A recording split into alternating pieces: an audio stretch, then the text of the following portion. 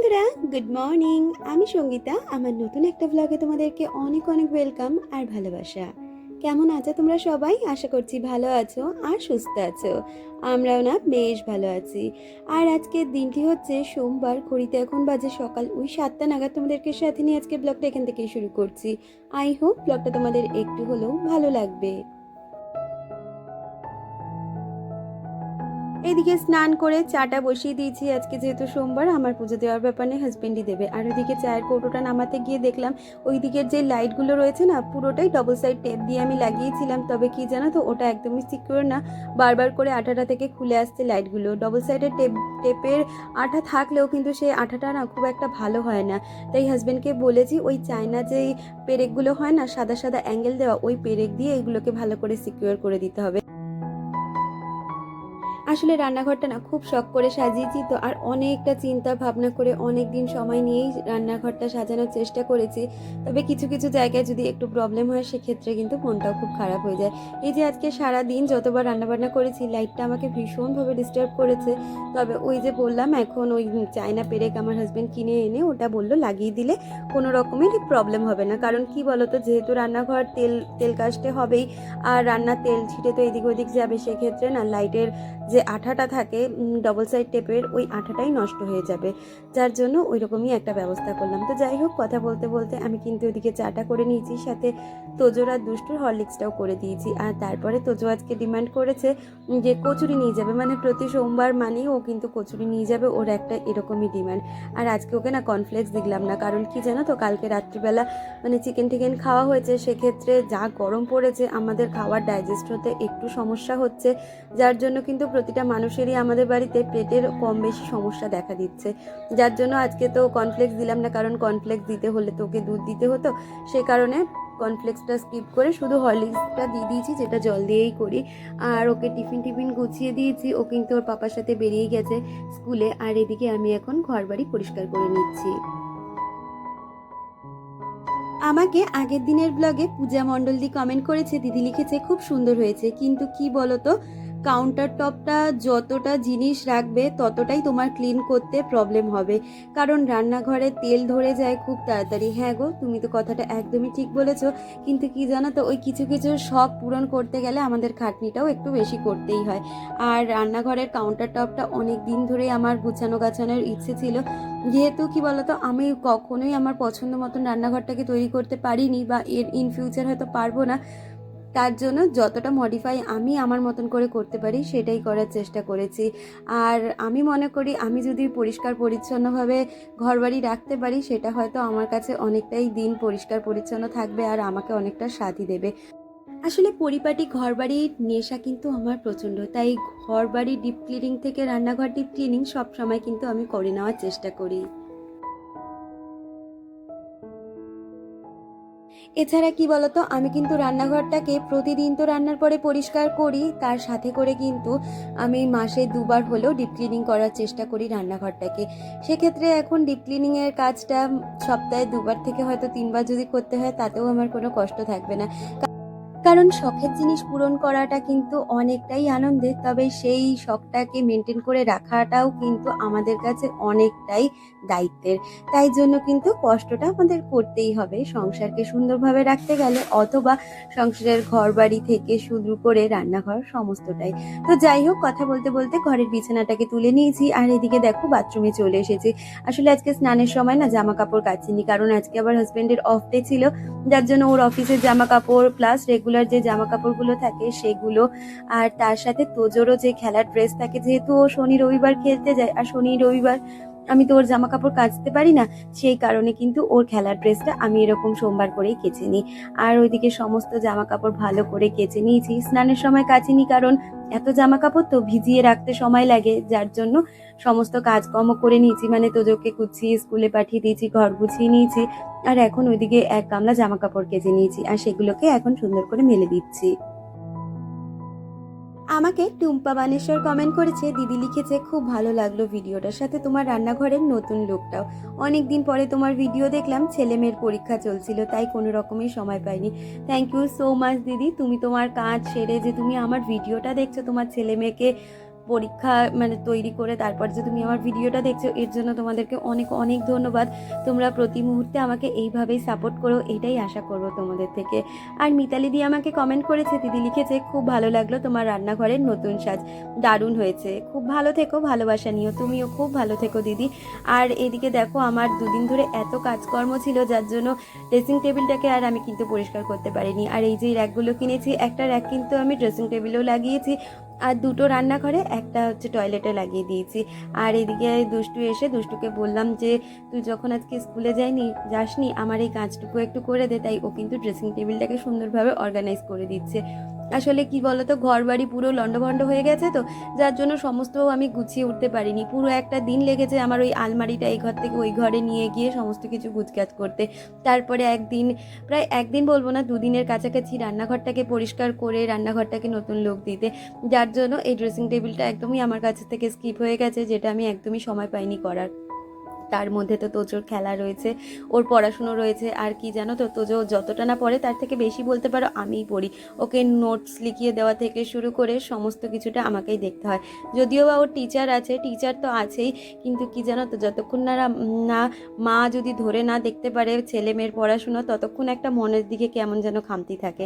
তো যাই হোক, এই ঘরের বিছানাটাকেও ভাবছিলাম কয়েকদিন ধরে চাদরটা চেঞ্জ করব, কিন্তু হয়ে উঠছিল না। শেষমেশ আজকে যেহেতু হাজবেন্ডের ছুটি, তাড়াহুড়োটা একটু কম, তাই এই ঘরের বিছানাটাও চেঞ্জ করে নিয়েছি। আসলে কি জানো তো, এত গরম পড়েছে, আগে চেষ্টা করছি রান্নাঘরের কাজগুলো মিটিয়ে নিতে। আজকেও ভেবেছিলাম তাড়াতাড়ি হয়তো রান্নাবান্না হয়ে যাবে, আজকে সোমবার, আমাদের নিরামিষের দিন, তবে হাজব্যান্ডের যেহেতু ছুটি, ওকে তো একটু পদে পদে রান্না করেই দিতে হবে, যার জন্য আজকে অনেকগুলো পদই রান্না করব। সে কারণে কিন্তু আজকে রান্নাবান্না করতে আমার বেশ দেরি হয়ে গেছে, প্রায় একটা মতন বেজেই গেছিলো। আর মানে 12টার পরে আর রান্নাঘরে থাকা যায় না, এতটাই গরম পড়েছে। তোমরা যারা আজকে আমার ভিডিও দেখছো, তোমাদের ওই সাইডে কেমন গরম পড়েছে অবশ্যই কিন্তু কমেন্টে জানিও তোমরা। আমাদের এদিকে মারাত্মক গরম পড়েছে, ভীষণ মানে কষ্ট হচ্ছে, সহ্য করা যাচ্ছে না এসি ছাড়া। আর কতক্ষণ এসি চালিয়ে রাখবো বলো তো, রান্নাবান্নাও তো করতে হবে। রান্নার পরে ওই দুপুর টাইমটা একটু এসিটা চালাই, আবার বিকাল টাইমটা অফ করে দিয়ে আবার রাত্রিবেলা শোয়ার সময় এসিটা চালাই। আর এই দেখো বাজার এসে গেছে, বাজার থেকে আনা হয়েছিল আজকে বেগুন এনেছিল, কারণ কালকে হাজব্যান্ড বলেছে আমাকে একটু বেগুন পাতুরি করে দিতে, কারণ আমার হাজব্যান্ড না বেগুন খেতে ভীষণ পছন্দ করে, আর বেগুনে না ওই সর্ষে দিয়ে যে পাতুরিটা হয় সেটা খেতেও খুব পছন্দ করে। আর একটা বেগুনের আমি রেসিপি করি যেটা গোবিন্দভোগ চাল দিয়ে, তবে সেটা আজকে করব না। আর আজকে না টিফিনের বেশি একটা ঝামেলা রাখিনি, যেহেতু রান্নাবান্নার অনেকটাই ঝামেলা ছিল, আর ঘর দোরের কাজ করতে গিয়েও অনেকটা দেরি হয়ে গেছে, তাই আজকে টিফিনে কিন্তু রেখেছি এরকম চিড়ে ভিজিয়ে রেখেছিলাম, আর চিড়ে দই দিয়ে, আর তার সাথে না চিনিটা ভুল করেই দিয়েছি, চিনির বদলে আমি আজকে তালপাটালি ব্যবহার করছি। তো এই তালপাটালি দিয়ে কিন্তু আজকে এরকম দই চিড়েটা মাখবো। কি বলতো, গরমকালের জন্য আমি সকালের খাবারটা একদমই সবাইকে হালকা দেওয়ার চেষ্টা করি, কখনো ছাতু মুড়ি, কখনো এরকম চিড়ে দই দিয়ে মেখে। আমি অবশ্য মিষ্টি দইয়ের থেকে টক দইটাই খেতে বেশি পছন্দ করি, কিন্তু আজকে যে হাজব্যান্ড বাড়িতে খুব চিল্লামিল্লি করছে যদি আমি টক দইটা না খাই, মানে মিষ্টি দইটা না খাই, তাই তিনজনের জন্যই একেবারে মাখিয়ে বেড়ে নিচ্ছি। তোজো তো স্কুল চলে গেছে, তোজো খাবে না, আমি, হাজব্যান্ড আর দুষ্টুর জন্য বেড়ে নিচ্ছি। আর আমাকে আগের দিনে হীরা কমেন্ট করেছিল, সে লিখেছিল মাছ রান্নাটা খুব সুন্দর হয়েছে, সব মিলিয়ে খুব ভালো লাগলো। থ্যাংক ইউ হীরা, এইভাবেই পাশে থেকো। আর লিখেছো তোমাকে দেখলে মনটা ভালো হয়ে যায়, পুরো ভিডিওটা দেখে নিলাম, অনেক ভালো লাগলো দিদি। থ্যাংক ইউ সো মাচ, তোমাদের থেকে এত সুন্দর সুন্দর কমেন্ট পেলে না আমারও মনটা অনেক ভালো হয়ে যায়। আর এই যে মাঝে মাঝে যে ভিডিও স্কিপ হয়ে যায় আমার থেকে, যে কারণ তোজোর স্কুল থাকে, মানে তোজোর যখন খেলা থাকে সেই দিনগুলো আমার একটু স্কিপ হয়ে যায়, বিশেষ করে রবিবারটা, তো তখন আমারও খুব খারাপ লাগে। অন্তত তোমাদের থেকে এত সুন্দর সুন্দর কমেন্ট যখন পাই না তখনই, কারণ ভিডিও না দিলে তোমরা তো আর কমেন্ট করবে না, তো এইটাই হচ্ছে মেন কারণ। আর আমার রিয়া বান্ধবী কমেন্ট করেছে, সে লিখেছে খুব খুব সুন্দর হয়েছে। থ্যাংক ইউ রিয়া, এইভাবেই পাশে দেখো। আর তোমরা অনেকেই আমার কাছে কিন্তু লিঙ্ক চেয়েছিলে আমার যেই প্রোডাক্টগুলো আমি পারচেস করেছি, তো আজকের ভিডিওর সাথে আমি কিন্তু লিঙ্কগুলো অ্যাটাচ করে দেবো, তোমরা চাইলে সেখান থেকে বাই করতে পারো। আর জানো তো, সব সময় চেষ্টা করি, ঘর বাড়ি তো আমরা সব সময় সাজাবো, কিন্তু আমরা তো হিউজ পরিমাণে সেখানে ইনভেস্ট করতে পারি না, তবে শখটাও তো পূরণ করতে হবে, তাই আমি চেষ্টা করি একদম লো বাজেটের মধ্যে রেখে শখগুলোকে পূরণ করার। মধ্যবিত্ত ঘরে থাকলে এই জিনিসগুলো আমাদের মতন মেয়েদের কিন্তু মেনটেন করতেই হবে, তাই নয় কি? আসলে কি জানো তো, আমাদের মতন মধ্যবিত্ত ঘরের মানুষদের শখটা পূরণ করা অনেকটাই চ্যালেঞ্জিং হয়ে যায়, যেখানে একজনের মানে ইনকামেই সমস্তটা চলে, বাচ্চার পড়াশুনো থেকে সংসারের নানা খরচা। তারপরেও যে মাঝে মাঝে ছোট ছোট শখ পূরণ করার ইচ্ছে তো প্রতিটা মানুষেরই থাকে। তো সেটার জন্য আমাদের অনেকটাই অপেক্ষা করতে হয়, আর সেইগুলোকে কিন্তু সুন্দরভাবে মেনটেনও করতে হয়। তো আমার বলতে পারো দুদিন মানে বছরের প্রথমে পরপরেই দুটো শখ আমি পূরণ করে নিয়েছি, সেটা আমার কাছে অনেকটাই বড়, যার জন্য কিন্তু আমাকে অনেকটা দিন অপেক্ষা করতে হয়েছে বলতে পারো। আর ওদিকে কথা বলতে বলতে আমি কিন্তু রান্নাবান্নাটা বসিয়ে দিয়েছি। বেগুন পাতুরিটা না করেছি, তবে সেটা আমি মিনি ব্লগের জন্য করেছি, যেহেতু আমি ফেসবুকে নতুন নতুন আবার কাজ শুরু করছি, মানে ফেসবুক আমাকে হয়তো একটু হলেও মুখ তুলে দেখছে, যার জন্য আমি ফেসবুকে এখন ডেলি ভিডিও ছাড়ছি, মিনি ব্লগই ছাড়ছি। সেক্ষেত্রে আমি বেগুন পাতুরির রেসিপিটা না আমি মিনি ব্লগের জন্য রেখেছি, তোমরা চাইলে আমি কোনো একটা রিলসে সেটা শেয়ার করে দেবো। আর এদিকে কিন্তু তারপরে আমি করে নিলাম একটু সোয়াবিন আলুর তরকারি। আর কি করব বলো তো, আর একটু মোচা করব, কারণ একদিন আমাদের পাশের বাড়ি থেকে একজন বয়স্ক মানুষ আছেন যিনি আমাদের না ভীষণ ভালোবাসে, আর তার না বাড়িতে কেউ নেই দেখার মতন। তো আমার হাজব্যান্ড ওনাকে ভীষণ, মানে আমার হাজব্যান্ডেরও যেহেতু মা নেই বা আমারও শাশুড়ি মা বলে কেউ নেই, আমরাও ভীষণভাবে মানুষ পছন্দ করি জানো তো, বিশেষ করে এরকম বয়স্ক মানুষদের, আর যাদের কেউ দেখা নেই তাদেরকে মাঝে মধ্যে দেখার চেষ্টা করি।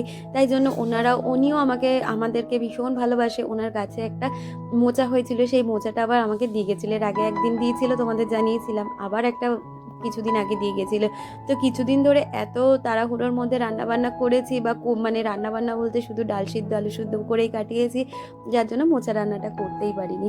তাই হাজব্যান্ডের যেহেতু আজকে ছুটি ছিল, তাই ও বলেছে আজকে মোচাটা একটু রান্না করো, তবে আজকে তো সোমবার, আজকে আর চিংড়ি মাছ দিয়ে মোচাটা রান্না করতে পারবো না, তাই নারকেল কুচি দিয়ে আজকে চিংড়ি মাছটা রান্না করবো। আর আজকে এই মোচা রান্না করতে করতে অনেকটাই বেলা গড়িয়ে গেছে, সেই যে বললাম 1টা বেজে গেছে।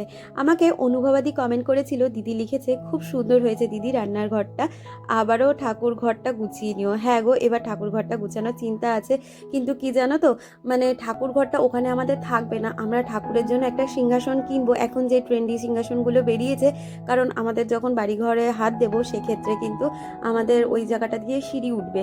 তাই জন্য ঠাকুর ঘরটার পিছনে না এখন কোনো রকমের ইনভেস্টমেন্ট করতে চাইছি না, কারণ ওটা যদি এখন কোনো রকম ইনভেস্ট করি সেটা কিন্তু আমার কাছে একটা অনেক বড় লসের জায়গা।